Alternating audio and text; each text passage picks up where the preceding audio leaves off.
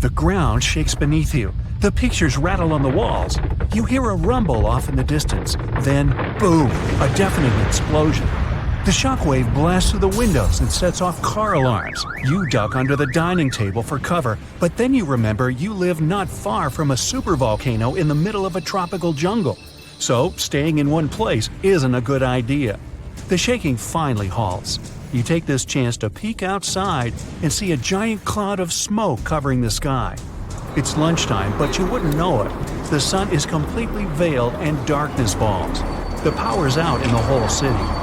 In this darkness, you see red molten lava shooting from the sky and spilling on the rim. You run outside along with dozens of your neighbors. Your priority right now, find safe shelter and fast. You think about taking the car, but with everyone running on the road, that's a no-go. So you run on foot where the crowd is going. Supervolcanoes are in a league of their own when it comes to natural disasters. Surprisingly, it's not all about size or height. A volcano is dubbed super if it erupts more than 240 cubic miles of magma. That's more than enough to overfill Lake Erie. It must also have a history of erupting and a magnitude of 8 on the Volcanic Explosivity Index. The largest active volcano on Earth is Hawaii's Mauna Loa. It's so big, it would cover the entire state of Rhode Island plus some. And next time you see a commercial plane flying high in the sky, remember that 30,000-some-foot altitude is about as tall as Mauna Loa is from base to summit. It's technically taller than Everest when you measure it like that, yet it's not considered a supervolcano. So you're running along the dark road not knowing and barely seeing where to go. Then, all of a sudden, a massive flaming boulder smashes through the bridge in front of you. You and everyone else are now stranded on the side of the volcano, as it's getting more chaotic each second. Most of the crowd disperses, finding their own ways to safety. You remember there's a way to the other side not many people know about, but you'll have to cross a raging river through the dense jungle. You calm what's left of the crowd, and everyone follows you to your secret getaway. You finally get out of the city limits and head into the jungle. With the sky already dark, the tall trees and thick leaves make it almost pitch black. Everyone gets out their phone flashlights to navigate through the dark path. You all need to stick together and make sure nobody gets lost. Suddenly, fiery rocks strike the trees not far from you. Everyone jolts and tries to rush ahead, but nowhere is safe when it's raining scalding fire all around. You and your group have to pick up the pace or else. Imagine a typical avalanche or mudslide, very dangerous situations on their own. Now, imagine an avalanche of lava rocks and lava sliding down a mountain instead of mud. That's what's making its way towards you right now. More and more people catch up with your group and bring news that the entire neighborhood is submerged in lava. It's traveling quicker than you thought. You can never really predict how fast a lava flow will be until you see it. It all depends on how thick it is and how steep the mountain slope. Lava can move slowly at about 20 feet a minute, a fraction of the average person's walking speed. Or it can flow as fast as 30 miles per hour, which even the fastest person on Earth can't outrun. But the lava isn't even the most dangerous problem. If you didn't have protection, the gases spewing from the eruption would fill your lungs, and those spread faster and further than the lava flow. Your eyes and throat would be itchy. You'd get a headache, dizziness, increased heart rate, difficulty breathing. The worst would be passing out from the lack of oxygen. Luckily, everyone managed to grab their gas masks before leaving their homes. You're now entering the treacherous terrain of the jungle and the danger zone. Everyone's phone batteries are giving out one by one, so your vision is even more limited. The terrain is tougher and you can't hear any sounds from the river. At this point, you're not even sure if you're going the right way. But your instincts tell you the deeper you go, the safer you'll be. The path is muddy, and the vines are hindering everyone's movements. That's when you hear something big running through the jungle. It's coming up on you fast. You can't see a thing until it's right up on you.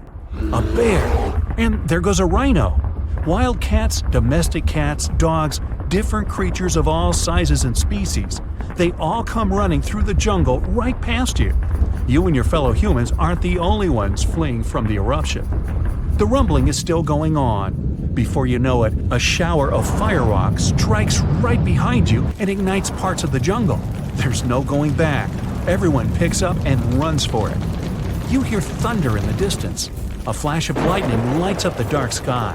You think, finally, some rain to wash away this fiery nightmare. But that's not a regular storm brewing. These giant smoke clouds can mimic a thunderstorm under similar conditions. Your luck finally pays off. You hear the river straight ahead. You reach the bank and have to hop on some stones to get to the other side. You almost slip when someone from the group catches you just in time. Whew, that was too close. Not far down the river is a large waterfall leading straight to a shallow lake with sharp rocks at the bottom. The ash from the lava falls like snow, covering most of the trees and landing on the river. Ash is one of the most dangerous things about volcanic eruptions. You're soaked to the bone, but it's a lot better than ash and smoke. And then the rest of the group follow. The next thing you know, the river starts steaming as lava meets the bank and runs into the water. You try your best to speed things up. The lava can heat this water up to dangerous levels, and there are still people slowly crossing the river on the slippery rocks. Luckily, you manage to get everyone across. Well, almost everyone. You turn around and see someone's leg got caught between two rocks. The lava continues to pour into the river. You can feel the heat of the steam. You rush back to this person and try to pull them out. Their leg won't budge. Someone else from the group comes to help, and you're finally able to pull them out in the nick of time. You and everyone else, now exhausted from your trek, keep going as far as possible. That's when you see the main road that connects you to the broken bridge. There are others on the road that got out safely, and even some cars filling up with survivors and heading fast out of the area. The volcano is still spewing lava, and the entire city is flooded with it. What was once your town now looks like a giant burning lake. Planes and helicopters can't fly because of the smoke and ash, so don't count on an air rescue. You're still at risk even though you're on safer ground, so it's still too early to celebrate. Everyone continues to move away from the city. The further, the better. The ground continues to shake, but this time it's even more intense than before. Supervolcanoes are powerful enough to cause many earthquakes. But it's a good thing you're out in the open, far from the buildings and debris in the city. Now, back to reality. Rest assured that a volcanic eruption of this intensity won't happen for a very long time, as in millions of years. Besides, thanks to warning systems and humanity's preparation for such an event, it's extremely rare for even a regular volcano to do as much damage as it could. So, don't scratch Yellowstone off your travel list just yet. Frankenstein, unreasonably cold weather, and tons of lava. What do these things have in common? They all trace their origins back to Mount Tambora. This volcano in Indonesia had such a massive impact that the aftermath could be felt in Switzerland even a year later. And these spots are thousands of miles apart. Soon, we might be facing something similar again. Stick around because I'm about to reveal the exact spot where the next eruption is expected to happen in 2025. Back in 1815, Mount Tambora erupted with unprecedented force, sending a colossal cloud of fine particles into the atmosphere. This cloud reflected sunlight, leading to global cooling and even the year without a summer in 1816. Temperatures plummeted, crops failed, and families worldwide faced food shortages, compounded by various health issues. Fun fact: Frankenstein appeared because of abnormally cold weather in the summer of 1816. The author got stuck indoors in Switzerland and wrote this story to pass the time. But that is the only positive aftermath. In England and Ireland, people struggled to find food. The crops were too bad that year, and this year without summer cost them lives, all because of the eruption in Indonesia. While many other volcanoes have erupted since then, none have had consequences as dramatic as Tambora. However, climate professor Marcus Stoffel from the University of Geneva believes potential serious eruptions aren't just a matter of luck, it's only a matter of time. So it's up to us. We can sit back and wait for the inevitable, or we can start preparing today. This future eruption will happen in a world that's vastly different from the one in 1815. Not only is our planet more densely populated now, but we've also experienced irreversible changes that affect our daily lives. Now, if you think volcanoes are always the bad guys, think again. They've actually played a crucial role in shaping our planet. They help with land formation, atmospheric development, and climate modulation. Just look at Yellowstone, for example. When thick lava oozed to the surface, it spread across the landscape and transformed the area forever. When volcanoes blow their tops, they release a mix of lava, ash, and gases, including carbon dioxide. But don't worry, compared to the emissions from fossil fuels, the amount from volcanoes is pretty tiny. What scientists are really keeping an eye on is sulfur dioxide, because it can have a big impact on our climate. When a major volcanic eruption happens, it can send sulfur dioxide soaring into the stratosphere, which is about 7 miles up in the atmosphere. Once there, it transforms into tiny aerosol particles that scatter sunlight, helping to cool the planet. This cooling effect isn't immediate though. Those particles can hang around for a couple of years and even circulate all around the globe. Nowadays, we've got special equipment to monitor sulfur dioxide emissions from space. Take Mount Pinatubo in the Philippines. During its eruption in 1991, it released around 15 million tons of sulfur dioxide. Now, while that's a lot, it wasn't quite as massive as the eruption of Tambora. Still, Pinatubo managed to lower global temperatures by about 0.5 degrees Celsius for several years. Tambora, on the other hand, dropped average global temperatures by about 1 degree Fahrenheit. I know what you might be thinking. That's not much, but trust me, it makes a difference. If the planet warms up by just 1 degree Fahrenheit, it could really mess with sea levels. Experts think we might see a rise of up to 8 inches by the end of this century. This could wipe out a lot of farmland and coastal habitats, which would be a huge blow to many communities. So maybe a volcano eruption that can cool off the planet is like a natural mechanism helping us out? Not exactly.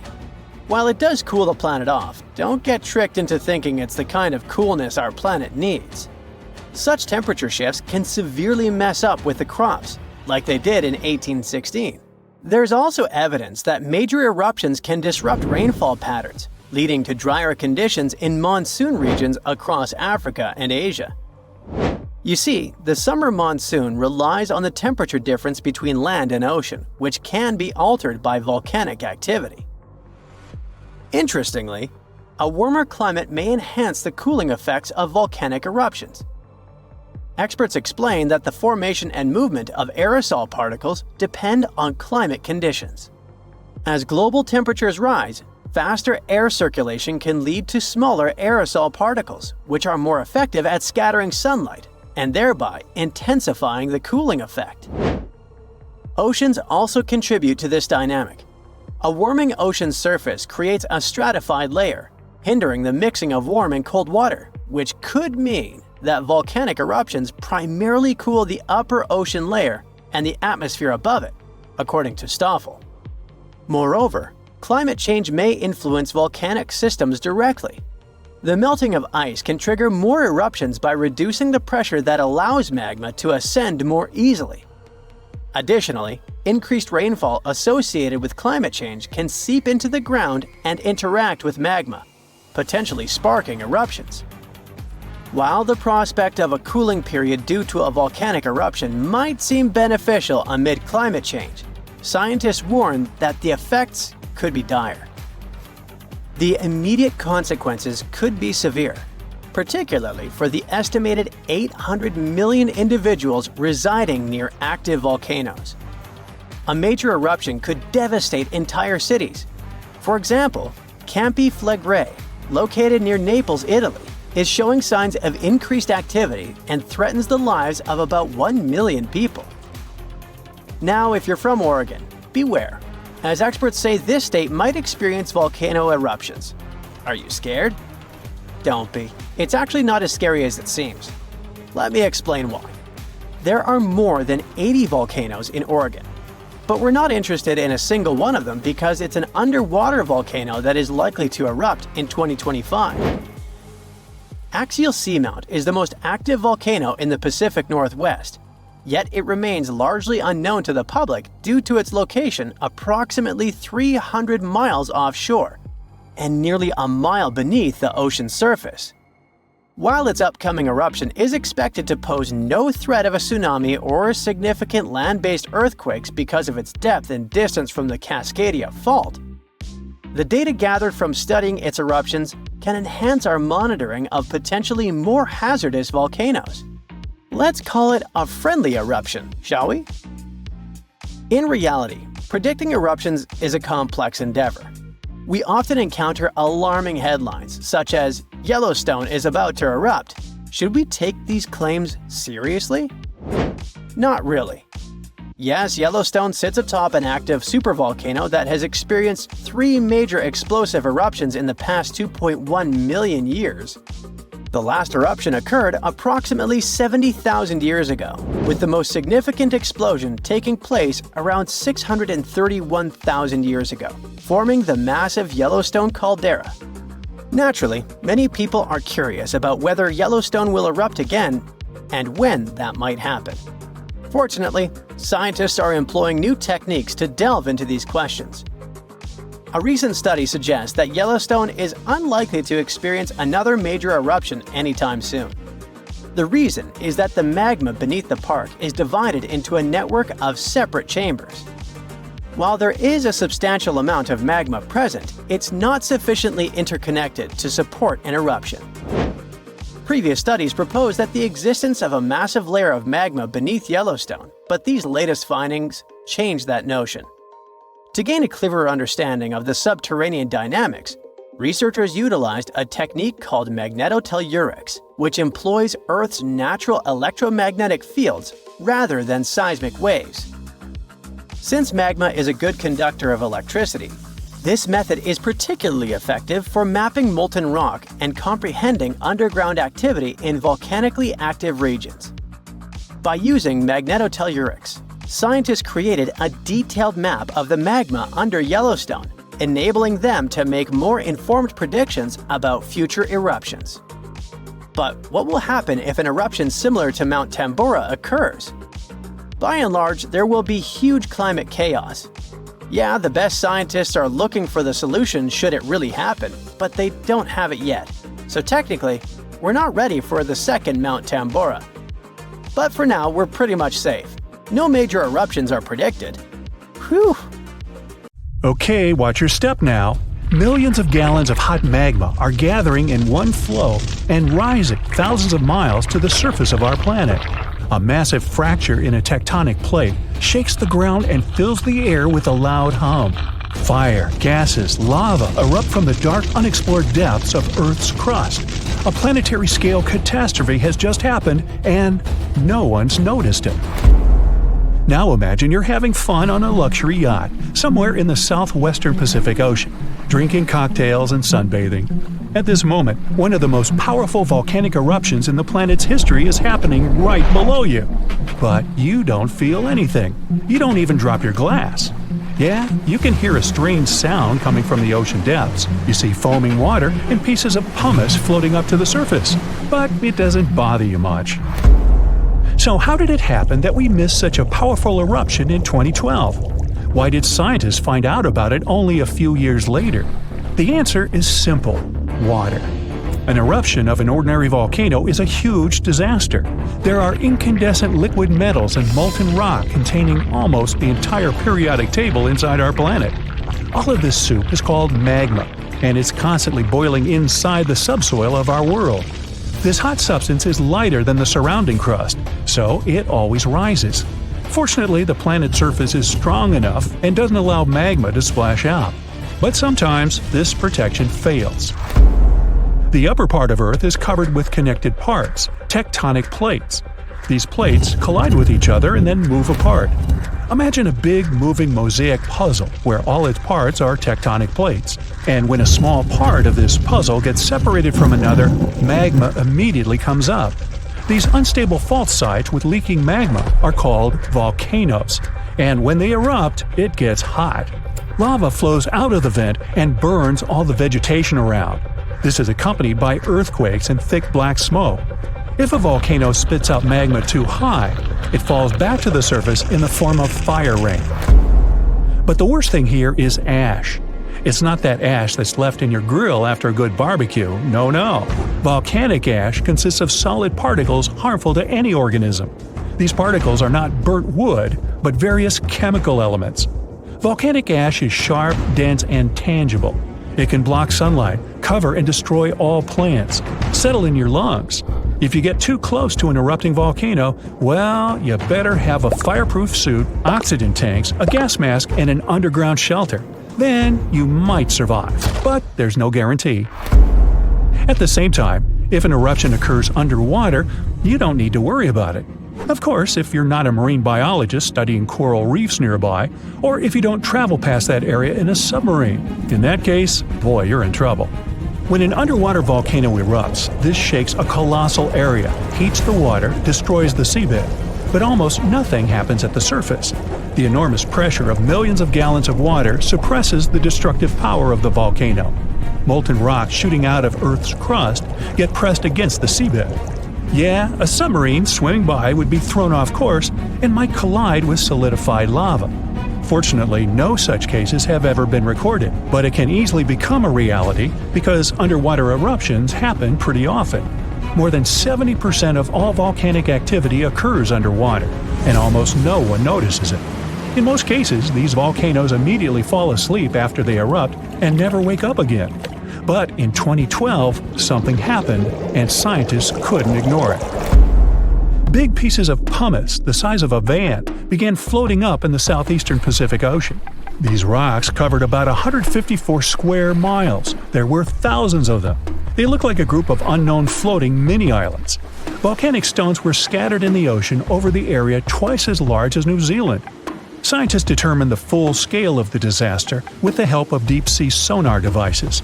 They studied the seabed at a depth of 4,000 feet for a long time and found 14 craters from which magma had flowed during the eruption. The seabed was covered with frozen lava flows and tons of ash. The researchers found that more than a third of the erupted volcanic material surfaced and was scattered all over the place. The rest remained at the bottom. This wiped out all marine life in the area. It seemed that this eruption was one of the largest in the entire history of observations. But in 2019, researchers discovered something even more significant. That was an underwater volcano 3 times higher than the Eiffel Tower. According to scientists' calculations, it ejected between 30 and 1,000 times more molten rock than the previous volcano. This monster had been feeding from the world's deepest magma reservoir we know about. Seismic activity here was so devastating that it destroyed everything around. Fortunately, not for long.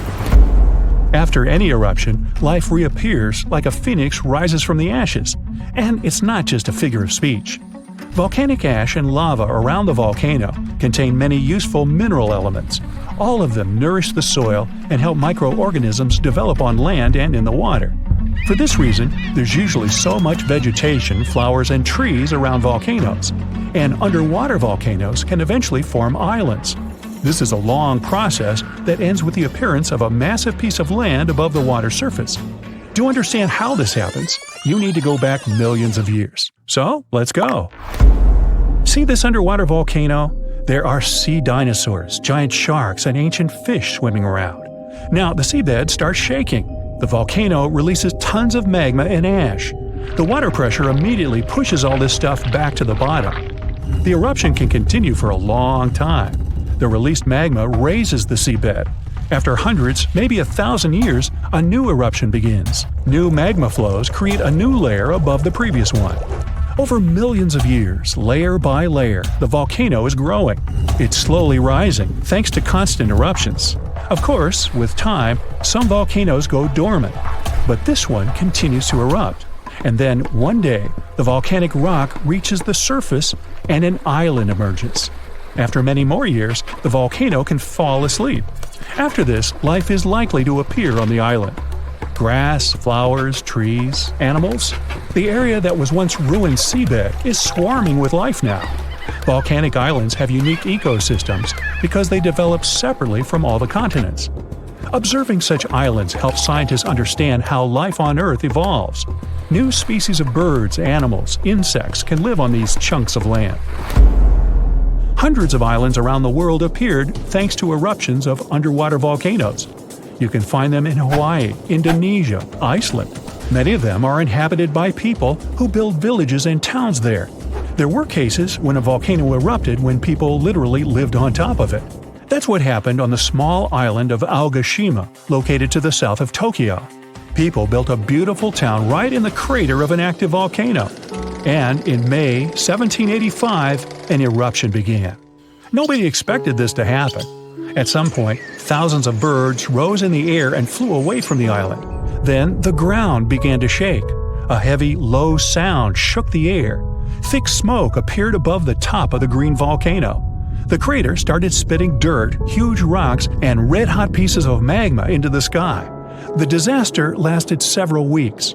People somehow managed to evacuate. Then, finally, the volcano calmed down.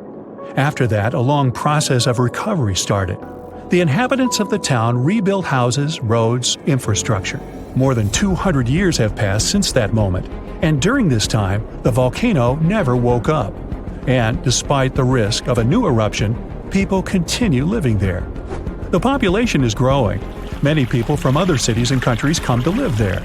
The main reason everyone loves this place is that it looks like a paradise. Nobody wants to leave the island. There are thermal springs where you can bathe, dense jungle with many beautiful animals and trees. The soil is rich, and you can grow tasty fruit and vegetables there. The water near the coast is swarming with fish. Every day, you can enjoy the incredible landscapes of the island. Seismological services constantly monitor the situation and watch the volcano's activity, listening for a rumble that may someday come again. The last time this volcano erupted was about 500 years ago, but recently, small tremors have grown really frequent, to such an extent that scientists have been recording more than 1,000 a month. I'm talking about the Campi Flegrei supervolcano in Italy. At one point, just a few weeks ago, the area was rattled by a 4.4 magnitude earthquake with 150 tremors in just one night. It was the strongest earthquake in over 40 years. A lot of locals spent the night in their cars, but in the morning, the shakes were followed by another earthquake, a bit weaker with a magnitude of 3.6. So, is Italy in danger? Well, the quake itself wasn't big enough to cause serious damage, but it evoked a lot of panic. At the moment, local authorities are working on grandiose emergency plans. If worse comes to worse, they'll have to evacuate hundreds of thousands of people. One of the reasons is the proximity of this area to Naples with more than 3 million inhabitants.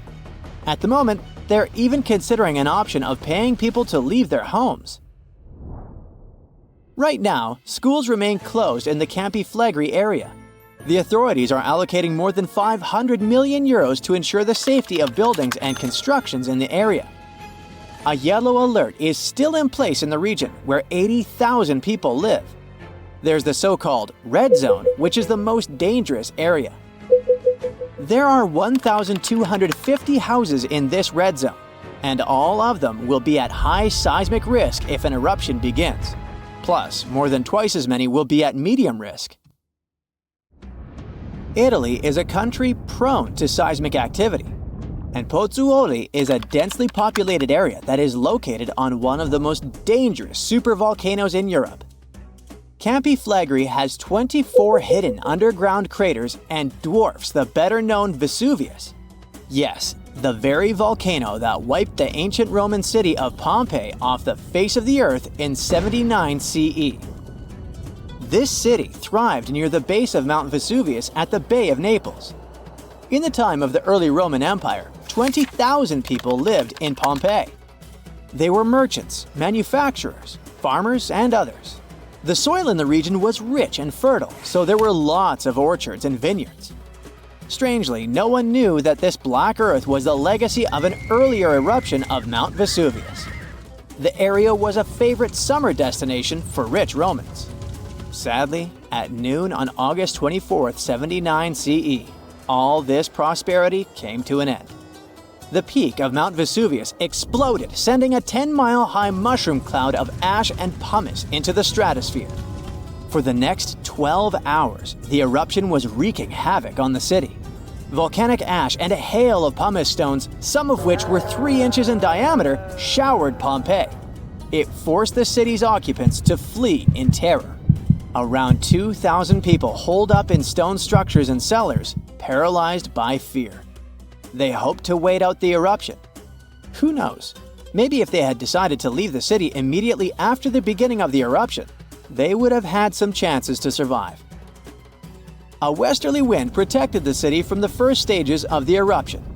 But soon, a giant cloud of hot ash and gas rushed down the western slope of Vesuvius. It engulfed the city, burning everything in its way. This disastrous cloud was followed by a flood of volcanic mud and rock, which completely buried the city. As if the volcano was making sure no one would survive, a cloud of toxic gas poured onto the city, finishing the lives of a few survivors on August 25th. A flow of rock and ash followed. It collapsed roofs and walls and turned the city into a giant cemetery. When a supervolcano erupts, the consequences are usually catastrophic. Supervolcanoes have at least once had an eruption with a volcanic explosivity index of 8, which is the largest recorded number on the index. Supervolcanoes are often extremely large, with no cone at all. That's because they're typically the remains of gigantic magma chambers that once flared up, leaving behind a caldera. They're usually located over hotspots and appear when huge volumes of magma are trying to escape from deep underground. Eventually, they burst through Earth's surface. Sometimes, all this magma gets stuck, unable to break through the planet's crust. And then, massive pools of pressurized magma gather at a depth of several miles. The pressure keeps growing because more and more magma is trying to get to the surface. At one point, a super eruption goes off. The most recent super eruption happened in New Zealand. Well, when I say recent, I meant around 26,500 years ago. That's when a supervolcano beneath the surface of Lake Taupo spewed into the air more than 300 cubic miles of ash and pumice. Imagine 500,000 Great Pyramids of Giza flying up into the air at the same time. That's how incredibly powerful that eruption was. But the most exciting and confusing thing about the eruption was that the Taupo volcano didn't simply go off like many others. At first, everything was going as usual. Tons and tons of pressurized magma had built up under the surface, and the pressure was getting higher and higher. But after the rock cracked and the first portion of lava rushed out of the crater, something went wrong, and the supervolcano took a break. Only several months later, the disastrous eruption shook the ground. Thousands of tons of lava, rocks, and ash flew high into the atmosphere. The unusual pattern of Taupo still confuses scientists. The Indonesian eruption at Toba caldera 75,000 years ago was the largest eruption in the last 2 million years. Experts estimate that the eruption could have released hundreds of thousands of tons of sulfuric acid, which might have even caused a several-degree cooling of the planet's surface. But nowadays, the impact is hard to detect because of glaciers that covered the ground afterward. There are also several so-called supervolcanoes that haven't lived up to this name yet because they've never produced any super eruptions. For example, in 1883, Indonesian volcano Krakatoa went off. The power of the eruption tore the volcano's walls open, and cold seawater rushed into its molten insides. The difference in temperatures made the volcano blow up with a deafening boom. It was clearly heard 3,000 miles away in Australia. It earned the blast the title of the loudest sound in history. But even though the consequences of this event were truly catastrophic, it still turned out not powerful enough to be called a super eruption.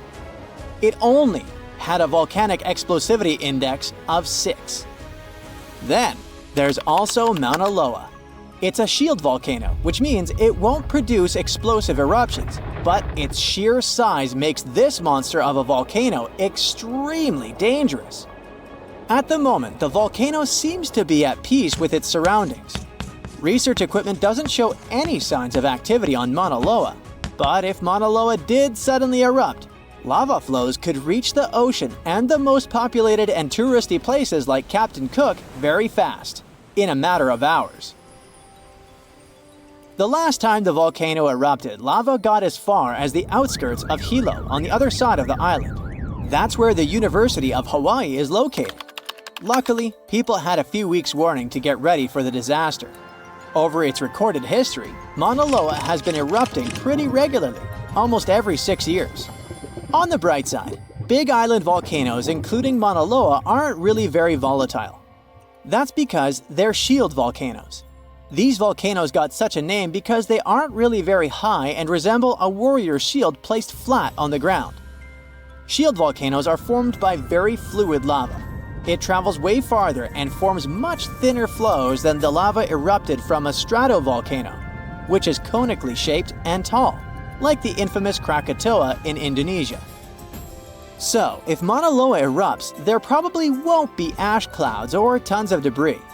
The most dangerous thing will be lava. Since Mauna Loa is a shield volcano, its lava is extremely fluid and voluminous, which allows it to flow far and fast. Imagine standing in the middle of Europe 40,000 years ago. The landscape is rough, cold, and unforgiving. Fast food is scarce, and there's no internet. Suddenly, from out of the woods steps a figure, stocky, strong, and with a face that is quite unusual. This human looks similar to us, but something about them is different. Their brow is heavy, their nose is broad, and their body seems to be built to fight nature itself. Well, congrats! You've just met a Neanderthal. You might have thought that Neanderthals were basically ancient humans, but that's not really true. We come from the same genus called Homo, but we, all modern humans, belong to one same species called Homo sapiens.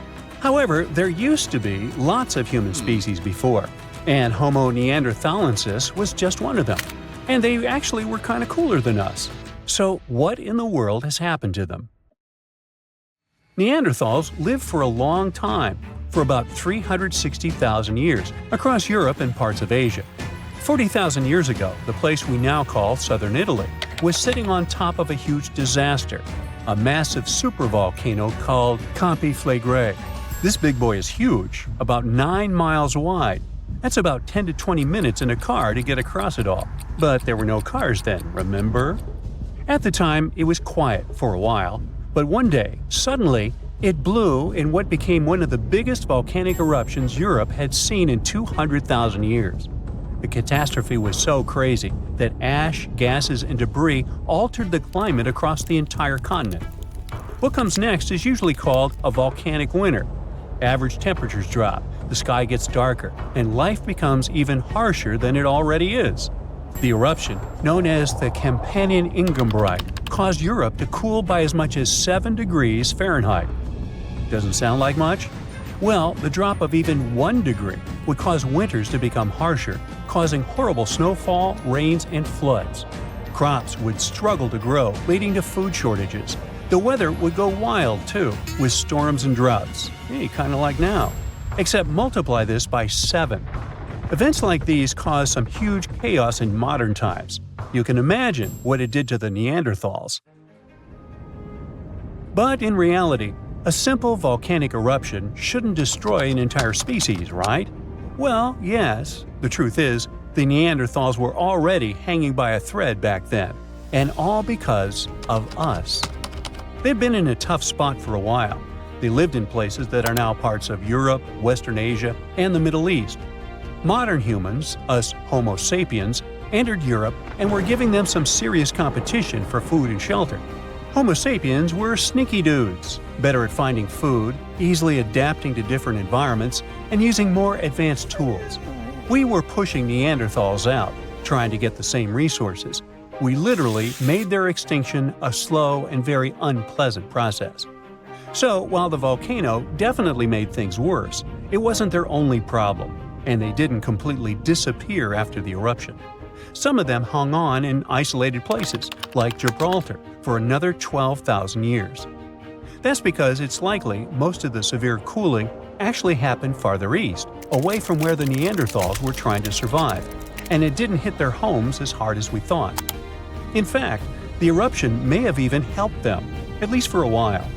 Some scientists say that the volcanic fallout might have slowed down modern humans' expansion into Neanderthal territory and gave the poor fellas a little more time to survive.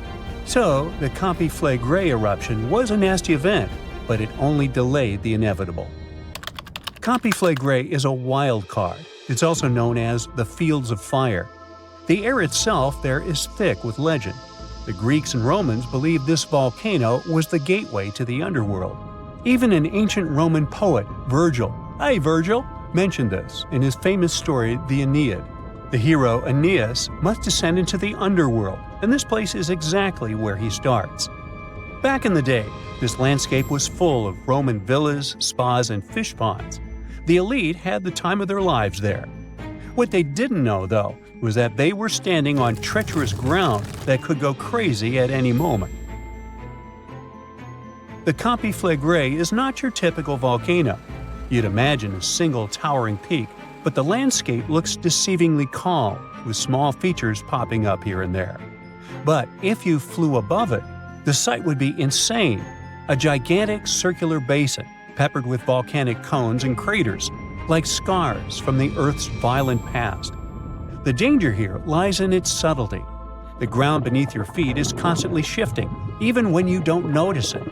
Every so often, the land rises, only to sink again, sometimes by several feet, as magma or gas moves beneath the surface. It's incredibly creepy. The risk is almost invisible. The Campi Flegrei is a massive depression formed by two colossal volcanic eruptions. One of them was the one that cooked Neanderthals, and another happened 15,000 years ago. The most famous eruption, though, happened in the 16th century, and it was horrifying. The year was 1538. For years, the people of Paswali had noticed something unsettling. Land that once sat below the waves was slowly rising. What was once the sea had become new ground. Rumblings from deep within the earth were terrifying, but had become a normal part of life. Earthquakes started in the early 1530s, small at first, but in just 8 years, they became the norm. Until one day, on September 28th, horrifying tremors shook the ground. By the next evening, as the sun dipped below the horizon, a massive crack ripped open the earth near the ancient Roman town of Supervolcano. From this gash spewed fire, smoke, and a rain of volcanic ash miles away. It was thick and muddy, likely mixed with underground water. The ground trembled as hot pumice rock was thrown high into the air. And then a new mountain began to rise from the land. This was the birth of what we now call Monte Nuovo. Eventually, things seemed to calm down, as if the earth was catching its breath. For days, things seemed quiet. Locals relaxed a bit. They began to approach the new mysterious volcano, a crater with something that resembled boiling within it. People visited it like a new attraction. But then, just days later, the disaster struck again. At night, without warning, a new mountain went wild. A blast from the southern flank hurled scoria, chunks of jagged volcanic rock, into the air. This one was fatal for 24 people. The debris found afterwards was huge and coarse. For centuries after, the only signs of life from the Monte Nuovo were small fumaroles, jets of gas seeping from the earth. But then, even those faded away. Now it's just a lush green cone, a pretty sleeping giant. But the ground near Naples, Italy, is still alive. The Campi Flegrei sits quietly for now, but it might not be for long. It's showing signs it might be waking up again. This supervolcano looks like a hellish landscape, with its boiling mud pits, geysers, and steam vents. Romans and medieval Christians once believed it was a gateway to the underworld, and who can blame them? What's spooky is that recently scientists detected unusual activity under the surface. In 2012, Italian authorities raised the alert level on the volcano from green to yellow, meaning that it needs close monitoring. There are certain changes that usually happen before an eruption. The magma below starts releasing gases, which could weaken the rock above, eventually triggering a disaster. Unfortunately, no one can predict exactly when or if it will erupt. But if it does, the consequences could range from a minor inconvenience for locals to a global catastrophe. Its last tiny eruption happened in the 16th century, and it wasn't too bad. But if history repeats itself, like it was with Neanderthals, we're all cooked.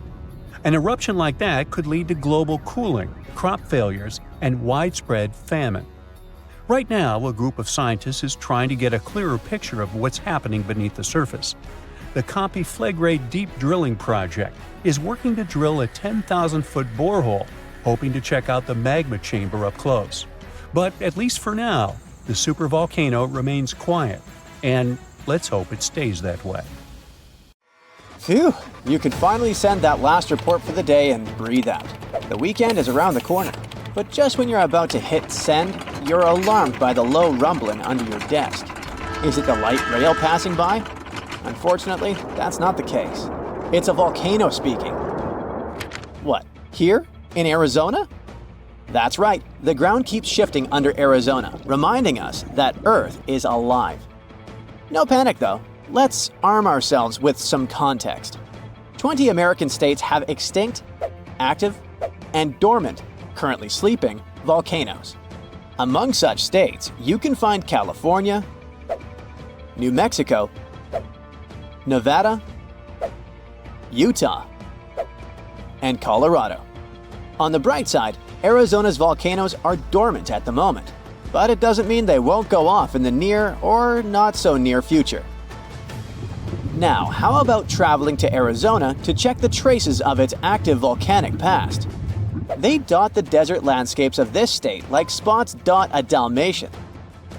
There are entire volcanic fields southwest of Phoenix, east of Douglas, near Flagstaff, north of Kingman, and near the Mexico border. The most worrying thing about these fields is that even though they're not active at the moment, eruptions in this region might happen every 1,000 years or so. Well, the time seems to be up.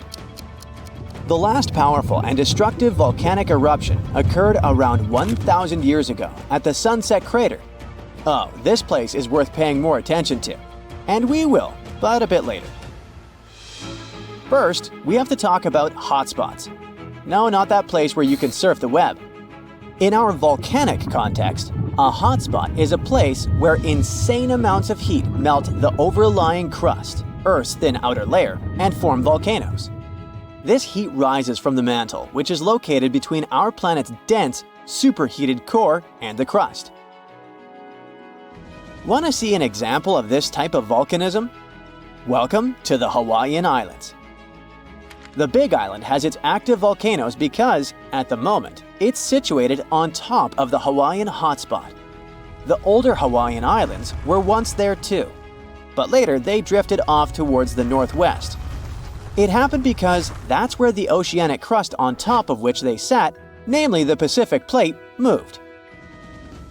Now, look at the world's ocean basins. Yes, they're literally dotted with islands that sit on top of hotspots, like Hawaii, Iceland, Samoa, the Galapagos. Those are probably the most famous examples. But don't think that continents can't host hotspots. They can, but those are far less common. One of the most famous continental hotspots is, I bet you know it. Yep, the one beneath the Yellowstone caldera. By the way, the caldera is a vast volcanic crater, especially one formed as a result of a massive eruption that led to the collapse of the mouth of a volcano. The Yellowstone hotspot is basically the creator of Old Faithful and the rest of the hot springs and mud pots for which the national park is famous. Speaking of Old Faithful, let's make a small detour and pay more attention to this wonder of nature. It's one of the most well-known geysers in the world. People have been coming from all over the globe to see it for more than a century. The cool thing about this geyser is that the likes of it can only form under very specific conditions. That's why they're pretty rare. Magma under the surface superheats pockets of underground water. The pressure there keeps growing until it eventually pushes the water upward with immense strength. A certain volcanic rock with a high silica content lines the tunnel through which this water escapes. Basically, it creates a unique pipe that can withstand unbelievable pressure and heat created by the water erupting above the ground. Old Faithful was the very first named geyser in Yellowstone. If you come to visit it expecting the thing to erupt every hour on the hour, you're gonna be disappointed. On average, Old Faithful erupts every 91 minutes or so, which isn't that bad either. Plus, you can download a special app which will provide you with the approximate time of the next eruption. But be very careful while visiting and stay away from the site. The water erupting from the powerful geyser reaches 204 degrees Fahrenheit. The steam is even more scorching, up to 350 degrees Fahrenheit. It's hot enough to bake a cake. But let's get back to our volcanic hotspots. Scientists still don't clearly understand why there aren't many hotspot volcanoes on continental crust. One reason might be that the continental crust is much thicker than the oceanic crust, which is about 4 times as thick on average. Another reason could be that most of Earth's crust, about 2/3 of it, is oceanic. This means that there's less continental crust for hotspots to form under. Now, I bet those of you living in Arizona will appreciate the following info. We'll talk about a volcanic field right in the heart of this state, the San Francisco Volcanic Field. That's a massive area filled with over 600 volcanoes.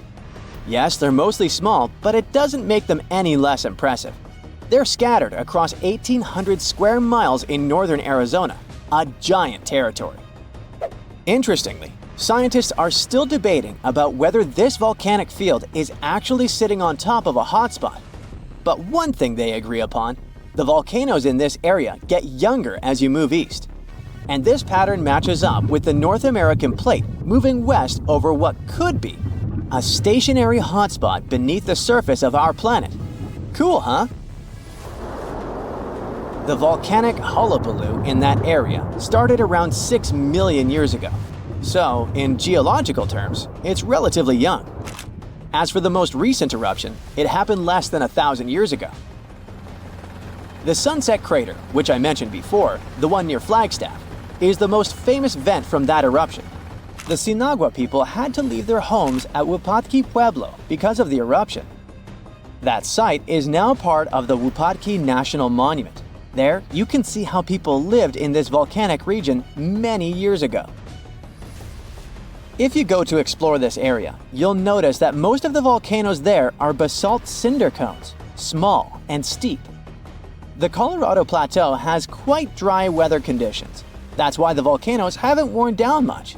Some of the best examples of those cones, like this one, called the SP crater, still look like they appeared yesterday. But look around. It's not just cinder cones. The San Francisco Volcanic Field also has a stratovolcano, as well as some lava domes that formed from volcanic rocks with more silica than basalt you can find in places like Hawaii. It means they're thicker and don't flow as easily. Anyway, the stratovolcano is going to be one of the most epic sights you'll come across while exploring this volcanic field. Well, not the stratovolcano itself, but the San Francisco peaks, the remains of that giant formation. They stand tall at more than 12,600 feet. That's 4.5 Burj Khalifas placed on top of one another. It makes the peaks some of the biggest landmarks in northern Arizona. They're not only stunning, but also sacred to the Native American people who have lived in the area for many generations. Now, unlike those super active volcanoes in Hawaii, the San Francisco Volcanic Field takes its time, thousands of years between eruptions. But you shouldn't relax just yet. Geologists say another eruption is likely to happen one day. It will probably occur in the remote eastern part of the field, away from big towns. Phew! And if that next eruption is anything like the one that formed Sunset Crater, it would be quite the show. Lava fountains and rivers of lava flowing. At the same time, the next eruption might not happen for centuries, maybe even millennia. Until then, the San Francisco volcanic field will remain a hidden gem of volcanic history, waiting for its next fiery performance. When we think of active volcanoes, one region comes to mind: the Ring of Fire in the Pacific Ocean. 3/4 of Earth's volcanoes sit within this belt. Compare the area to Australia, which doesn't have any volcanic activity. The old continent of Europe is also calm, or at least we like to think so. Can you guess what the most active volcano in Europe is? If you thought of Mount Etna on the island of Sicily in Italy, you were right. The volcano has erupted about 200 times and has been far from sleeping in recent decades. The last time this happened was in August 2023. The highest mountain in the Mediterranean is 500 million years old. But in Iceland, there is a much younger volcano. It sprang into action on the 10th of July 2023. In the afternoon, 3 fissures appeared in the ground on a peninsula in the southwest of the island. This was at a base of a small mountain peak. Its name means Little Ram in the local language. The volcano spewed molten lava high into the air. There were also gas plumes in the area. But the scientific community wasn't surprised by the event. They already knew about the volcanic area that stretches between the cities of Reykjavik and Keflavik. Its name is hard to pronounce. Hey, I want to buy a vowel. It had already erupted during the previous 2 summers. This activity came after 8 centuries of dormancy. In the days leading up to the latest eruption, seismologists, the scientists who study earthquakes, recorded over 12,000 tremors. When the ground opened up in July, the fissures were over 1.5 miles long. The following morning, 2 of them closed. All the lava was now coming out of the last fissure. It grew into an elongated cone, the simplest shape of volcano we are all familiar with. The lava soon filled a large crater. It grew almost 100 feet tall during the first week, and it is still growing. On the night when the eruption started, lava spread out in all directions. Its cinders set ablaze the dry moss in the vicinity. Local authorities closed off the surrounding area. There were toxic gases from the volcanoes and smoke from the burning moss. Firefighters flocked to the area. After a week, they proclaimed the area safe. Visitors soon came to witness the birth of Europe's youngest volcano. This form of tourism is quite developed in Iceland. People come from all over the world to watch active volcanoes. The land of fire and ice is home to more than 130 volcanoes. Some 30 of them are active. Now, I know what you're thinking right now. Is volcano tourism safe? In Iceland, it is. The country's authorities research and constantly monitor all of the hotspots. The island is dotted with several dozen seismic stations. These help researchers accurately predict future eruptions, and emergency services are accustomed to these sorts of events. They can quickly cordon off danger zones. This is what happened in 2010. A volcano in the south of the island, the name of which everyone struggled to pronounce, erupted. It spewed out a plume of steam and ash that was 7 miles high. This wasn't a fun time to be an air traveler. Winds carried the enormous plume southeast toward northern Europe. Many countries closed their airspace for several days for safety reasons.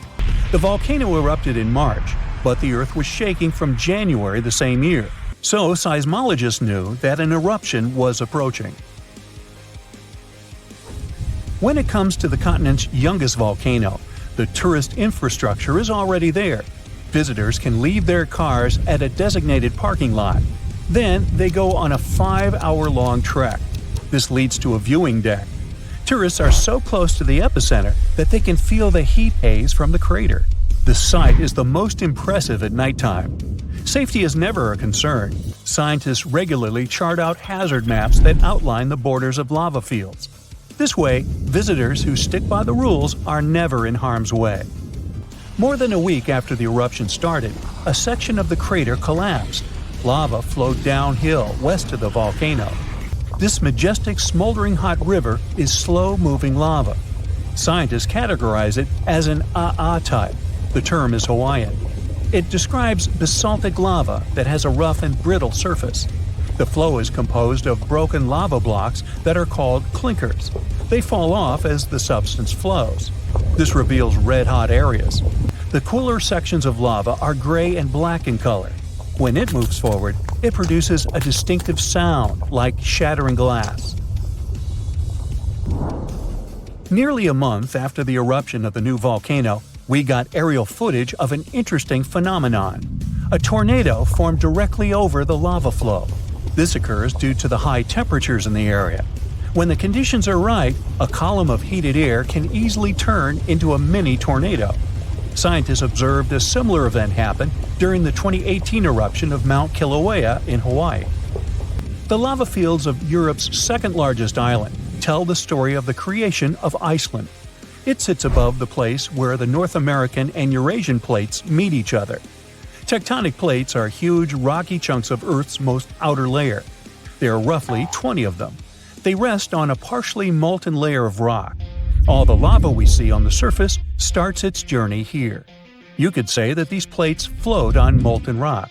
Their boundaries are unstable, so when two plates grind past each other, they release tremendous amounts of energy. The formation of volcanoes is one result. These are places where the molten rock travels upward to the surface. Iceland began to form some 60 million years ago. The tectonic plates under the ocean drifted apart. Enough lava piled up on the surface to create solid ground. This ancient rock is under the waves today. As new lava reaches the surface and cools down, it pushes the old rock away from the center of the island. That's why the oldest parts of Iceland aren't 60, but only 16 million years old. The country's active lava fields are young in geological terms. Some of them are under 1,000 years old. Scientists consider the island a hotspot for volcanoes, pun intended. Nearly a third of the basaltic lava that reaches the Earth's surface in recorded history came from Icelandic eruptions. Fissure swarms, like the ones before the 2023 eruption, cover 30% of the Nordic country. For this reason, only a quarter of the island is inhabited. Norse Vikings were the first people to settle in Iceland at the beginning of the 10th century. Nature threw them a loud welcoming party. Just a few years after their arrival, they witnessed one of the greatest volcanic eruptions in history. Vikings came from a region without volcanoes, so they had no clue as to what was going on. Today, Icelanders are used to such events. This is good because their homeland is entering a new era of volcanic activity. Volcanologists suspect that recent events are an introduction to decades of more frequent eruptions.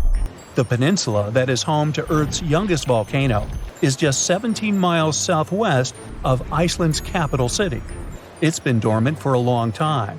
Present-day eruptions there are a reminder that the natural processes that created Iceland are still ongoing.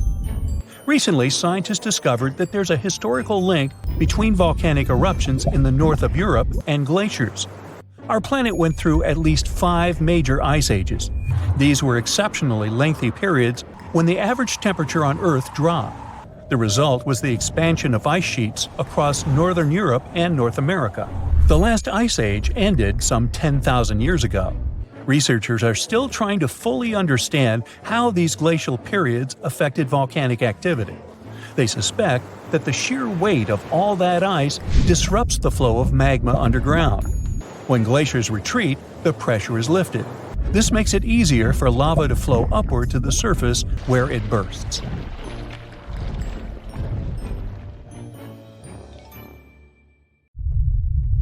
Whoa! Earth's surface is shaking. Long cracks split the ground open. Lava rivers are rapidly flowing down the slopes. Deafening noise is filling the air. Rocks and other debris are flying high up. Clouds of volcanic gas and ash cover the sky. Now, this is not a plot of a blockbuster disaster movie. It's what happens when supervolcanoes decide to erupt. But this is likely not the scenario that will take place when the world's largest volcano, Mauna Loa, decides to finish its long nap. In 2021, scientists were sure it would happen soon, but so far, nothing. The volcano's seismicity keeps increasing and then going back to normal, but you never know when this giant will finally come back to life. That's why experts have been monitoring geological activity on Hawaii's largest island for quite some time. The Big Island of Hawaii is made up of 5 volcanoes, including the most active on the planet, Kilauea, and the largest, Mauna Loa. This gigantic thing makes up almost half the landmass of the island. And what lava Kilauea emits in one day, Mauna Loa could spew out within 20 minutes. That's what it did in 1984. While Mauna Loa's smaller sibling has been throwing tantrums for a while, the giant has been slumbering ever since its last eruption. But very recently, the Hawaii Volcano Observatory has recorded more than 200 mini-earthquakes below Mauna Loa. It likely means an increased flow of magma down there. Good morning! The volcano might be waking up, or not. If Mauna Loa did suddenly erupt, lava flows could reach the ocean and the most populated and touristy places, like Captain Cook, very quickly, in a matter of hours. In 1984, the last time the volcano erupted, lava got as far as the outskirts of Hilo on the other side of the island. That's where a campus of the University of Hawaii is found. Luckily, people had a few weeks' warning to get ready for the disaster. These days, locals have special go bags ready with the most important stuff, including documents and money. Such precautions can come in handy in case of an emergency evacuation. Even though most Mauna Loa eruptions have so far only affected the summit area, several of them sent lava all the way down to the ocean, and you never know how powerful the next eruption will be. Now, what is the highest mountain on Earth? Mount Everest, you say? Well, it depends. From seafloor to the summit, Mauna Loa is 1,000 feet taller than the famous Himalayan peak. The volcano is so big, it makes the Pacific plate it's sitting on literally slump under its weight. Scientists say that when this monster of a volcano erupts, the volume of lava coming out per unit will be life-threatening. Over its recorded history, Mauna Loa has been erupting regularly, almost every 6 years. And even though the last eruption of the volcano occurred about 40 years ago, scientists are certain it'll happen again. Now, remember the scene I showed you at the beginning? Well, you can relax. It's not likely to happen with Mauna Loa. The thing is, big island volcanoes, including Mauna Loa, aren't very volatile. That's because they're shield volcanoes. These volcanoes got such a name because they aren't really very high and resemble a warrior's shield placed flat on the ground. Shield volcanoes get formed by very fluid lava. It travels farther and forms much thinner flows than lava erupted from a stratovolcano, which is conically shaped and tall, like the infamous Krakatoa in Indonesia. So if, or should I say when, Mauna Loa erupts, there probably won't be ash clouds and tons of debris. The most dangerous thing will be lava. Since Mauna Loa is a shield volcano, its lava is extremely fluid and voluminous, which allows it to flow far and fast. Using theoretical vent maps, experts from the Hawaii Volcano Observatory have made charts of possible lava flows. They're kind of worried about earthquakes clustering at high rates. It likely means that lava is on the move under the surface. 500 to 600 earthquakes per day are a serious reason to be on high alert. On the other hand, it doesn't necessarily mean a disaster or inevitable eruption. Around a decade ago, several earthquakes that happened at the same time signaled that something was happening under Mauna Loa. But an eruption didn't occur. Instead, half the volcano shifted a bit to the south. This way, it probably gave more room to magma so that it had enough space to stay beneath the surface.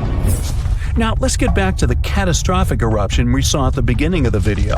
That's what often happens when a supervolcano erupts. Those are volcanoes that have at least once had an eruption with a volcanic explosivity index of 8, which is the largest recorded number on the index. Supervolcanoes are often extremely large, with no cone at all. That's because they're typically the remains of gigantic magma chambers that once flared up, leaving behind a caldera. They're usually found over hotspots. Supervolcanoes can produce super eruptions, and when they do, they blow more than 240 cubic miles of ash, molten rock, and hot gases up into the air. In other words, 4 super eruptions could fill the Grand Canyon to the brim. Supervolcanoes get formed when gigantic volumes of scorching hot magma are trying to escape from deep underground. This magma rises close to the surface but can't break through Earth's crust. That's why a huge pressurized pool of bubbling magma gathers at a depth of only several miles. The pressure keeps growing because more magma is trying to get to the surface until, bam, a super eruption occurs. The most recent super eruption happened in New Zealand. Well, when I say recent, I mean around 26,500 years ago. Nah, I wasn't around then. That's when a supervolcano beneath the surface of Lake Tahoe spewed into the air more than 300 cubic miles of ash and pumice. Imagine 500,000 Great Pyramids of Giza flying up at the same time. That's how incredibly powerful that eruption was. But the most exciting and confusing thing about the eruption was that the Tahoe volcano simply didn't go off like many others. At first, everything was going as usual. More than 200 square miles of magma had built up under the surface, and the pressure was getting higher and higher. But after the rock cracked and the first part of lava rushed out of the crater, something went wrong, and the supervolcano took a break. Only several months later, the disastrous eruption shook the ground, and thousands of tons of lava, rocks, and ash flew high into the atmosphere. But the age of supervolcanoes isn't over. The most infamous of them all is probably the one in Yellowstone National Park. This giant handles at least 3 mega-powerful eruptions, and who knows how many smaller ones. If this monster erupted anywhere as strongly as it did 2.1 million years ago, it would spit out more than 588 cubic miles of red-hot material.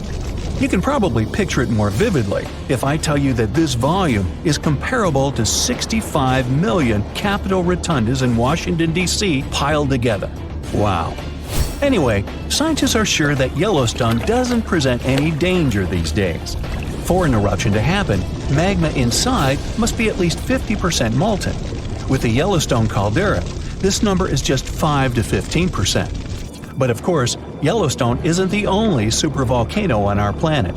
There's also New Zealand's Tahoe you already know about, Japan's Eri Caldera, California's Long Valley, Indonesia's Toba. Any of them can one day produce a super eruption. There are also several so-called supervolcanoes that haven't lived up to this name yet because they've never produced anything like a super eruption. For example, in 1883, Indonesian volcano Krakatoa went off. The power of the eruption tore the volcano's walls open, and cold seawater rushed into its molten insides. The difference in temperature made the volcano blow up with a deafening boom. It was clearly heard 2,000 miles away in Australia. It earned the blast the title of the loudest sound in history. But even though the consequences of this event were truly catastrophic, it still turned out not powerful enough to be called a super eruption. The ground suddenly starts shaking. Clouds of gas start forming in the sky, making it dark during broad daylight. Bits of the ground start swelling, lifting, and even collapsing. These are the telltale signs of a volcano that is bound to erupt. And this is what could easily happen again with Mount Spur. It's only about 75 miles from Anchorage, one of Alaska's busiest cities. More than half of the population of the northernmost state of the US live there. There's also a huge amount of air cargo that passes through its international airport daily. So anytime a volcano this close to such a vital hub begins to get restless, people start paying attention. Just FYI, approximately 350 million people in the world live within the danger range of an active volcano. That means that around 1 out of 20 people live in an area at risk of volcanic activity. Alaskans probably wish that Spur's reawakening was fiction, but it's actually true. The Alaska Volcano Observatory picked up on several of these "I'm about to erupt" signs from Mount Spur. So much so that they raised the alert level to yellow, which means unrest above normal background levels. Spur erupted twice in the 90s, and it was pretty intense. If we were ranking volcanic eruptions on a scale from 1 to 10, these eruptions would rank a 6 or 7. Not that terrible, but still worth 10 to 17 million in damages. However, these numbers are nothing compared to Alaska's 1988 Redoubt eruption, another volcano that erupted and summed up a staggering $345 million in damages, mainly because its ashes hit aircraft engines, such as the KLM 747 that lost power after all its engines went off due to the ashes. If people weren't paying attention to Alaska's unstable geology before that, well, they surely started to after it. When you think of the hazards of volcanic activity, the first thing that might possibly pop in your mind is Pompeii, Italy. Of course, that's the worst-case scenario, a city being engulfed by lava. Spur may seem innocent compared to Vesuvio, but it still took its toll. The last time it erupted in the 90s, and it threw volcanic aerosols over 60,000 feet into the atmosphere. Let's get our science straight here. Think of volcanic aerosols like liquid particles that are released into the atmosphere during an eruption. These particles are usually created when gases from a volcano, such as sulfur dioxide, combine with water and other particles that exist in our atmosphere. These aerosols can actually cool the Earth's surface since they reflect sunlight directly back into space. And that's not the worst part. It can stay in the atmosphere for several years after an eruption, causing lots of health issues. The eruption unleashed blazing fast avalanches of hot gas and ash called pyroclastic flows, along with thick, muddy floods known as lahars. Oh, and there were also the massive volcanic boulders. These rock chunks were huge, some over 3 feet long, and they blasted out from the volcano like nature's cannonballs, landing more than 6 miles away.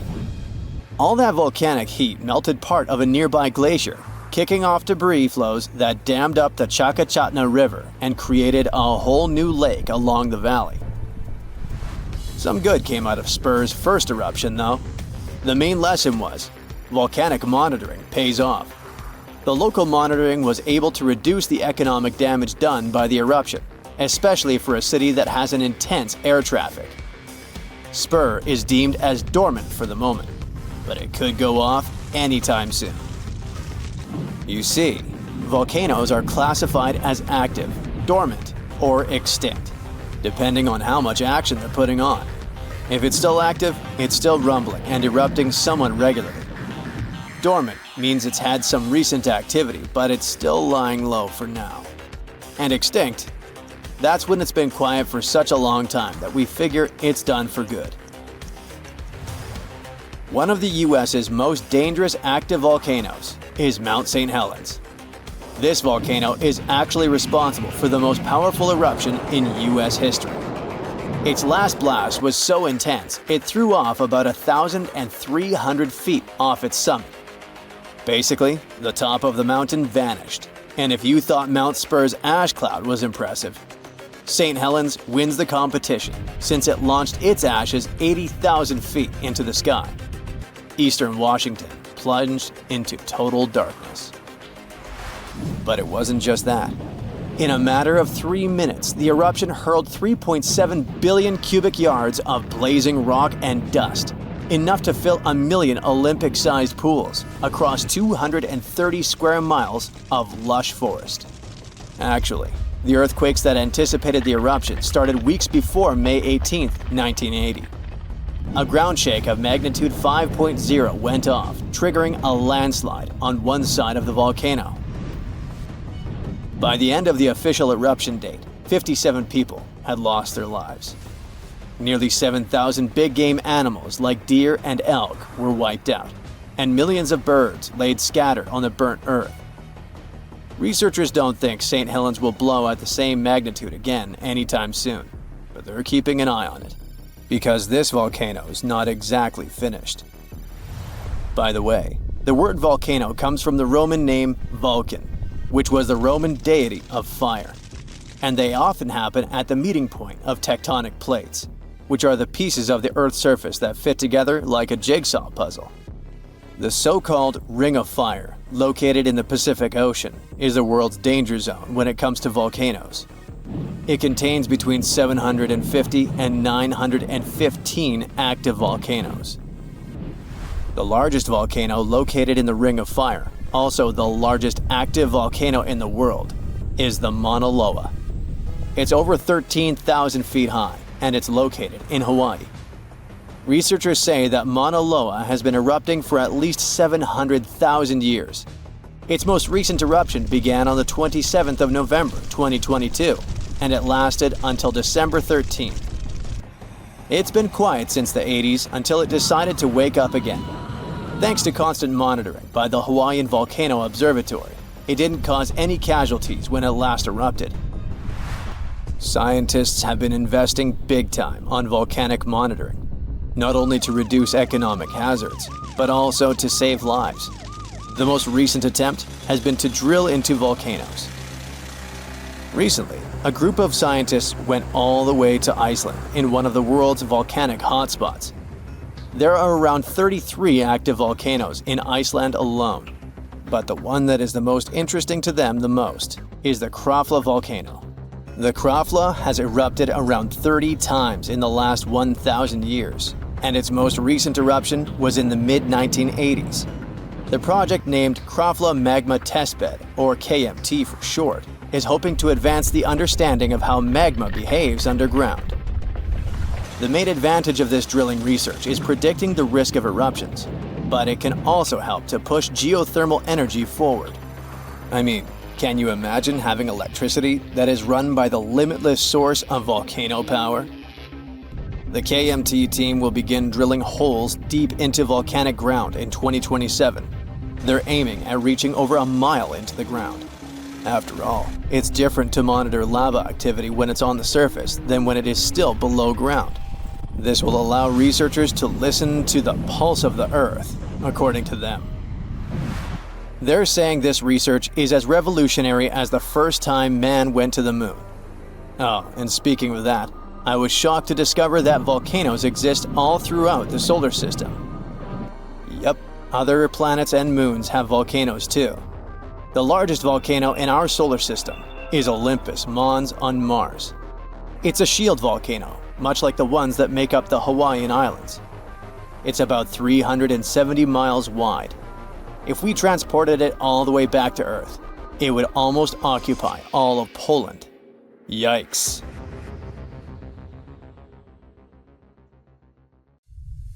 These ominous rumbling sounds, the ground shaking under your feet. Wait a minute, that's my tummy. Or it might be Washington State's Mount Adams waking up. It's the largest volcano in the state by both area and volume, and it's recently started to show signs of life after staying silent for thousands of years. Scientists have noticed an alarming uptick in seismic activity around the mountain.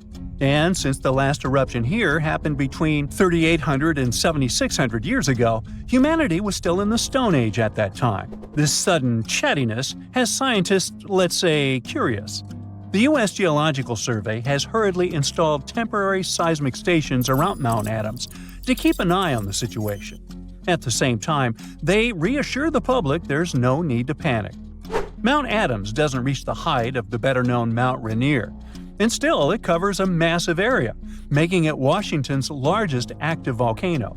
Interestingly, records show that before September of this year, Mount Adams had experienced an average of just one small earthquake every 2 to 3 years since 1982. And then, the Cascades Volcano Observatory and the Pacific Northwest Seismic Network detected a staggering 6 earthquakes in just 1 month, September. These quakes were all rather tiny, with magnitudes ranging between 0.9 and 2 on the Richter scale. It means they were so weak you wouldn't feel them at the surface. Plus, satellite imagery confirmed there was no ground deformation in the area. Now, at the moment, the USGS keeps Mount Adams alert level at green or normal, so we shouldn't worry about the ground opening and swallowing towns and cities. But the most recent seismic blips have encouraged the agency to install additional equipment for more precise monitoring. Such an expanded network will help scientists notice even the smallest earthquakes, which will help them understand what's happening under Mount Adams. This extra equipment might also shed light on whether this recent activity is a signal of future eruptions or just a random anomaly. If Mount Adams eventually erupted, it would likely produce slow-moving lava flows rather than explosive eruptions like Mount St. Helens. After all, past eruptions have only led to lava flows that travel just a few miles from the volcano, so that's not what we'd need to worry about. A much more dangerous thing would be lahars. These are mud flows that can happen when volcanic ash, rock, and melted ice mix during eruptions. Lahars have occurred near Mount Adams without even eruptions. Rock, weakened by hydrothermal processes at the volcano's summit, suddenly broke loose, creating fast-moving, destructive mud flows. Exactly for this reason, the USGS categorizes Mount Adams as a high-threat volcano. While it doesn't erupt frequently, it still poses serious risks to nearby settlements. Another volcano we should carefully watch is Katla in Iceland. It's one of the country's most powerful and dangerous volcanoes. It last erupted over a century ago in 1918, but if it erupts again, it could be 10 times as powerful as another Icelandic volcano whose name I can't pronounce. See? That one erupted in 2010, completely disrupting air travel all over Europe. An eruption of Katla could release large amounts of sulfur dioxide, which could form sulfate aerosols in the atmosphere. Such aerosols reflect sunlight, which could even cause temporary global cooling.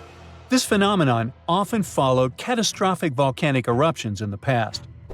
Although eruptions are common in Iceland, Katla's ash cloud would likely shoot higher into the sky and cover larger areas of Europe than that other one did.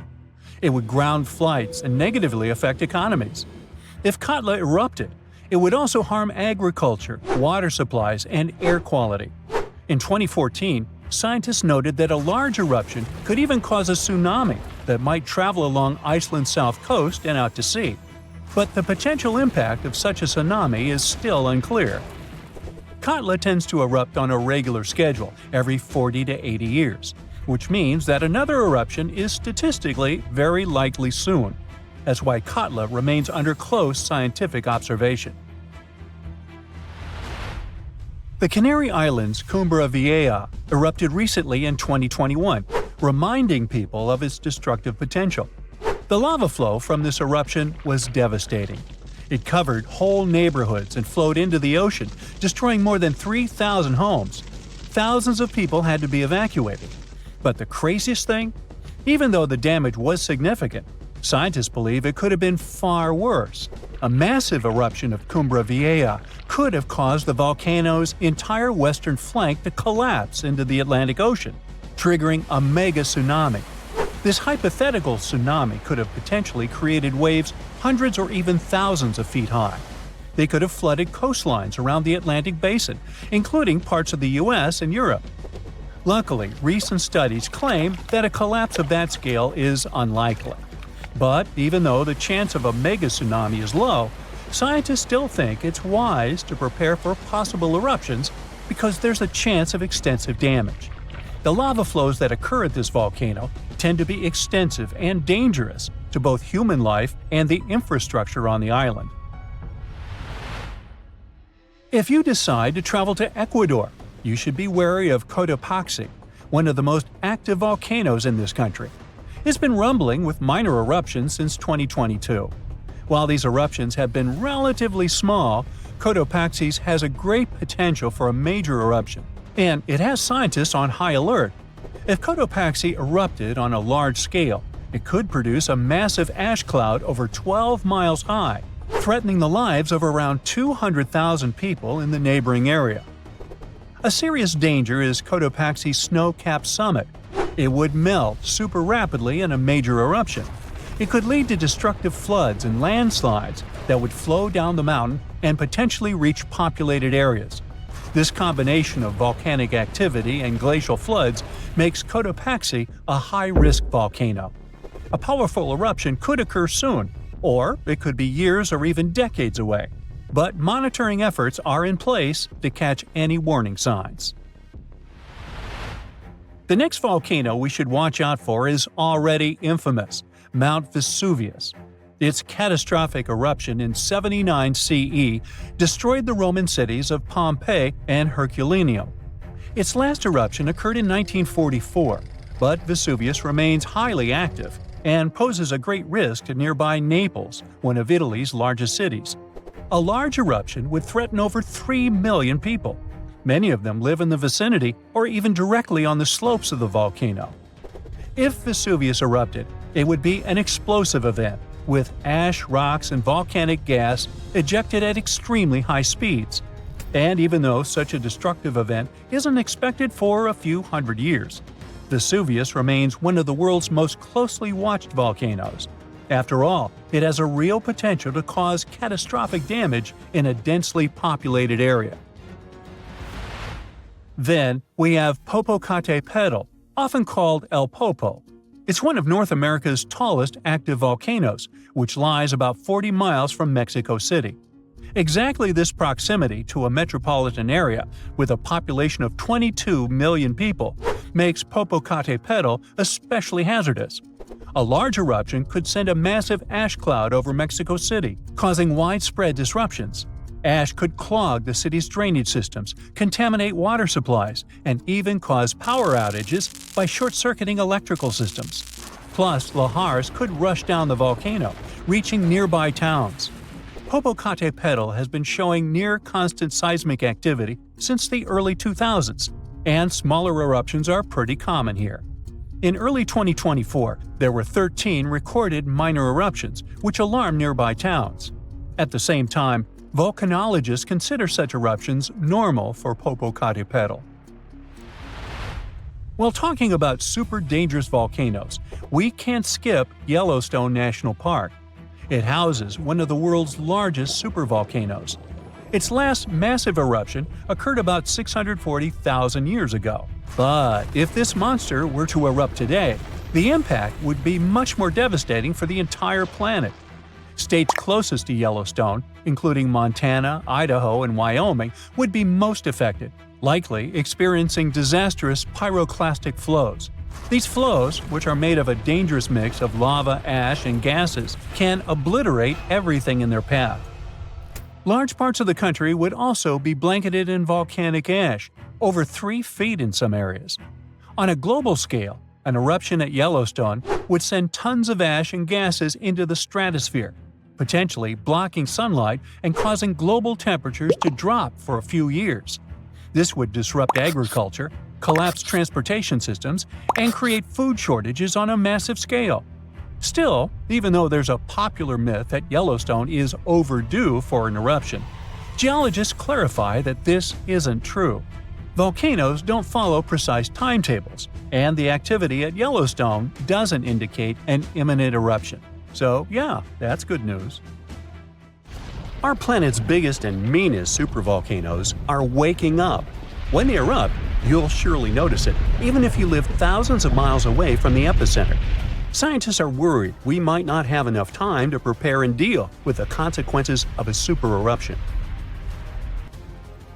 There's some volcanic activity close to the Italian city of Naples.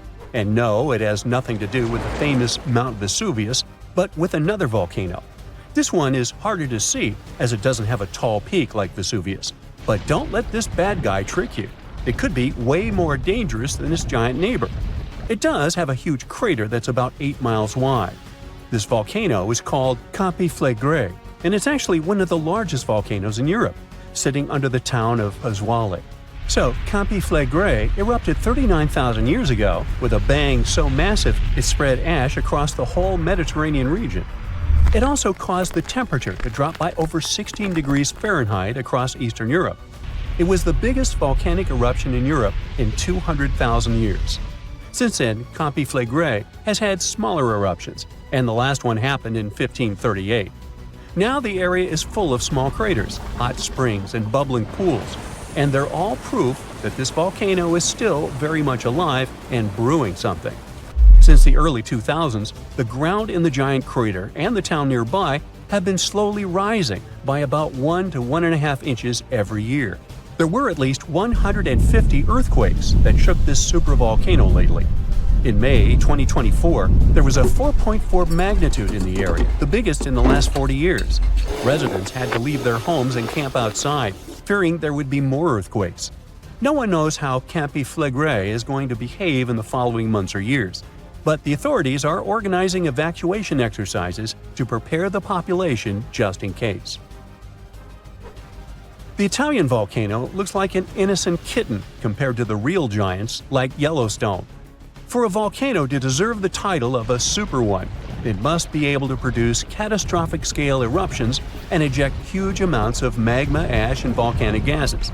The Yellowstone giant meets these criteria. Even though it moves from time to time, the Yellowstone supervolcano hasn't erupted for 640,000 years. But when it does wake up, it might erupt with incredible power, about the same amount as 10 huge nuclear power stations can produce. Under the ground, beneath Yellowstone, there's a super hot area full of molten rock called magma. As more magma moves into a big space called a magma chamber, the ground above starts to swell or rise. When the magma cools down, the ground falls. Between 2004 and 2009, the ground at Yellowstone rose by almost 10 inches, but then it started to slowly go back down in 2010. Scientists aren't sure if it's going to erupt anytime soon. There's also another big volcano called Long Valley in California that has been active since 1980, and it can be a really big threat. Scientists studying this supervolcano found out that before its biggest eruption, 760,000 years ago, the buildup may have taken less than a year. Now, that's bad news, because a supervolcano eruption can have a huge effect on the world, like the eruption of the Toba volcano in Sumatra around 74,000 years ago. It became the biggest volcanic eruption the Earth had seen in 28 million years. It covered parts of Indonesia, India, and the Indian Ocean with a thick layer of volcanic debris, almost like a 6-inch blanket. The amount of rock it spewed out was like stacking nearly 3 million Empire State Buildings. The giant crater it left behind can still be seen from space. All the ash and gases shot up into the air and blocked some of the sunlight. It caused a volcanic winter that lasted about 6 to 10 years. Some scientists think this eruption might have even affected early humans. Around the time Toba erupted, the human population took a sharp dip, and there were far fewer people. Some say this is why all modern humans come from a small group of survivors. According to the Toba catastrophe theory, most early humans in Europe and Asia didn't survive the cold and harsh climate after the eruption, but a lucky group lived through all that in Africa. Not all scientists agree with this idea, and some archaeological and climate records show a different story. Another volcano that changed the world in a big way was Mount Tambora in 1815. The next year went down in history as the year without a summer. It was cold and rainy, and there was snow and frost even in the middle of summer, especially in Europe and North America. This happened because the volcano sent out a lot of sulfur dioxide into the sky, which spread all over the world and made the planet colder. When Tambora erupted, it caused huge tsunamis that smashed homes and took the lives of around 10,000 people. Afterward, about 80,000 more people passed away because of the consequences the eruption had caused in the world. The cold weather ruined crops, so food became really expensive. And because horses were the main way people traveled, the cost of oats that they ate went way up too. Some people even think this led to the invention of the bicycle in 1817 as a new way to get around. The eruption made the Earth colder for about 3 years. Now, even though the Tambora eruption was so powerful, Krakatoa, another volcano in Indonesia, stole the show when it erupted in 1883. It was just easier to spread information about it through telegrams and photos. Its final blast was the loudest recorded sound in history, and people could hear it on 10% of the entire Earth's surface. The eruption started a tsunami, with waves about half as tall as the Statue of Liberty. Now, if we only had 12 months to prepare for a supervolcano eruption, it would be really hard to store enough food and get ready. But don't panic just yet. Supervolcano eruptions are very rare, and the last one happened 26,500 years ago in New Zealand. Scientists think that a super eruption happens once every 100,000 years on average. But the sad part here is that the Earth doesn't follow a perfect timeline. There could be clusters of supereruptions with shorter gaps between them and then longer quiet periods. Since there have already been 2 supereruptions in the last 100,000 years, there's always a chance one could happen again sooner than we expect. Plus, although there are places like Yellowstone and Long Valley where we expect volcanoes to erupt, there are less obvious possible hotspots. In Chile, there's a volcano called Laguna del Maule that has erupted in the past and left behind a huge crater. Over the last 20 years, the ground there has been swelling really fast, rising up to almost 1 foot a year. Some people are worried that this could be a sign of a big eruption coming. But scientists say there's not enough magma yet to cause a supereruption. In Bolivia, the Jutarancu volcano is also acting up. It's part of a group of volcanoes that have caused supereruptions in the past. Since the 1960s, the ground around Jutarancu has been lifting, but the last eruption was 250,000 years ago. Even though the magma might be rising, it's not enough to worry about just yet. The chances of a supereruption happening during our lifetime are 1 in 1,400, which is pretty low, so you don't need to worry too much. But just like someone wins the lottery every week with very small chances, a supereruption could happen sometime in the future, and when it does, we'll need to be. It's the 15th of January, 2022, 4:47 p.m. local time. It will start any moment. Here, do you feel these jolts? The South Pacific is about to experience one of the most powerful volcanic eruptions ever recorded by modern instruments. The eruption begins at Hunga Tonga Hunga Ha'api, an underwater volcano in the Tongan archipelago. The eruption itself is enormous. Its volcanic explosivity index is at least VEI 5, with the maximum being 8. It's as powerful as such historic catastrophes as Mount St. Helens in 1980 and Mount Vesuvius in 79 CE.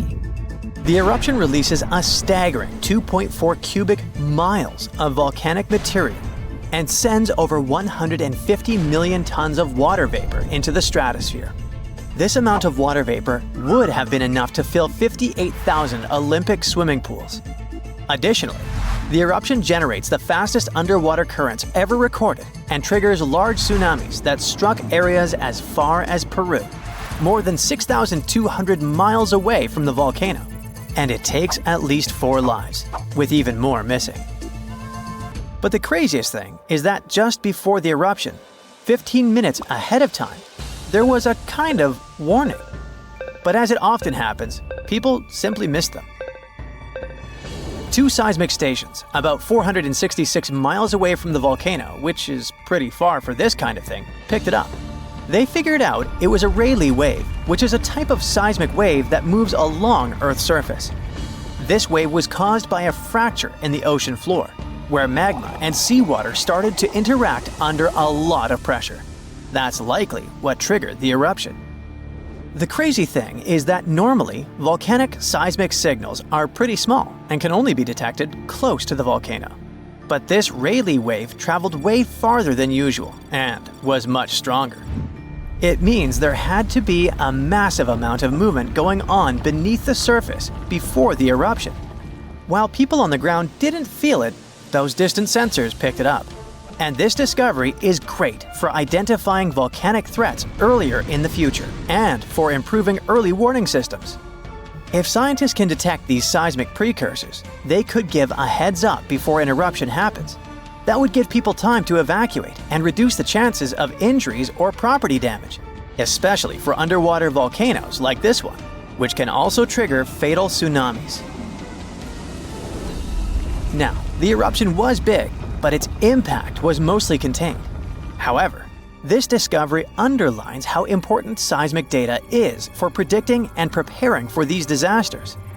Even though this precursor wasn't used to issue a warning during this eruption, the idea that we could use this kind of information in real time during future eruptions is really promising, especially for underwater eruptions, which apparently might give us more warning time than we thought.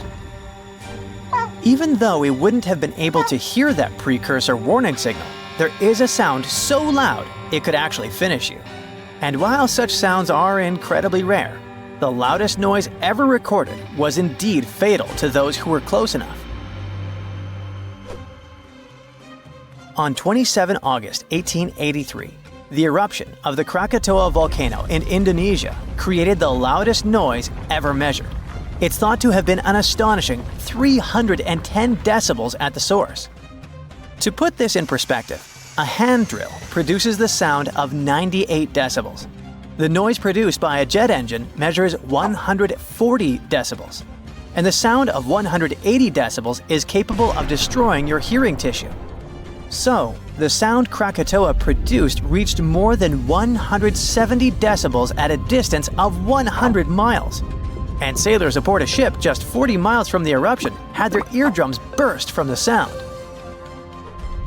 The explosion's reverberation was so powerful that it was heard 3,000 miles away. In fact, at a farm in Alice Springs, Australia, over 2,200 miles away, sheep farmers reported hearing what they thought were gunshots. The sound from Krakatoa traveled around the world multiple times. Although no one heard the explosion beyond 3,000 miles, spikes of atmospheric pressure were recorded in places as far away as Canada and England. Those must have been the sound waves produced by the eruption traveling around the globe. Sound above 150 decibels can potentially cause life-threatening harm. In particular, sounds between 170 and 200 decibels can result in lethal conditions, including burst lungs. Anything over 240 decibels could cause fatal injuries, and you don't even want to know what those are.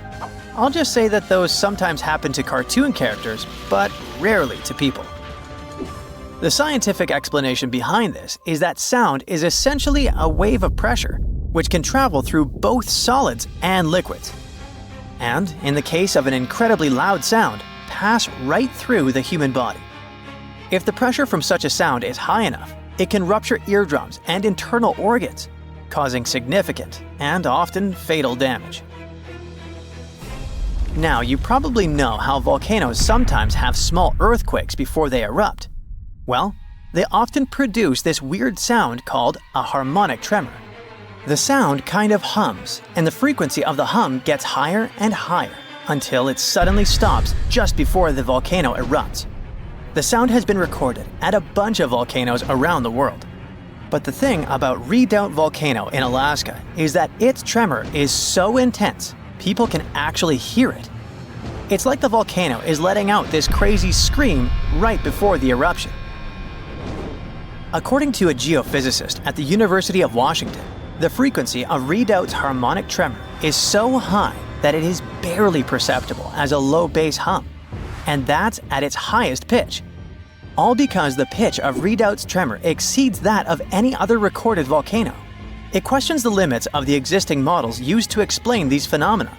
That's why researchers had to propose a new model to account for these unusually high-pitched tremors. Most volcanoes produce sound when magma bubbles vibrate as they rise through cracks in Earth's crust. But in the case of Redoubt, scientists believe that the harmonic tremor and associated earthquakes occur when magma is forced through a narrow opening under immense pressure. The thick magma sticks to the rock surface inside the conduit, a channel or pipe that carries magma from a reservoir or chamber to the vent. As the pressure builds, the magma moves upward. This makes it stick again until the pressure forces it to move once more. These sudden movements cause small earthquakes, which, as the pressure increases, occur more rapidly and blend into a continuous rising noise. So it's actually the rocks making the sounds. This new model is important because it could help scientists better understand the eruptive cycles of volcanoes like Redoubt. It could also serve as a limited early warning system. By the time Redoubt began to scream like this, the volcano had already been erupting for a few days. So the tremor might only provide a few minutes or hours of warning before the next explosion. The harmonic tremor at Redoubt reaches an extremely high frequency, then falls eerily silent before the volcano erupts again. This pause occurs when the earthquake activity slows down and the two sides of the fault slip smoothly against one another. Maybe that's when even earthquakes can't keep up anymore. The new model may also apply to other volcanoes, such as the Soufriere Hills volcano on the Caribbean island of Montserrat. The research team is now planning to investigate why the pressure at Redoubt is concentrated in one specific spot. To move ahead in their research, the scientists have created 2 recordings of Redoubt's seismic activity. The first, a 10-second recording, compresses about 10 minutes of seismic sounds and harmonic tremors, sped up 60 times. The second, a 1-minute recording, condenses roughly an hour of activity, including more than 1,600 small earthquakes that had occurred before Redoubt's first explosion with harmonic tremor. These recordings could provide crucial insight into the dynamics of volcanic eruptions and the signals that precede them.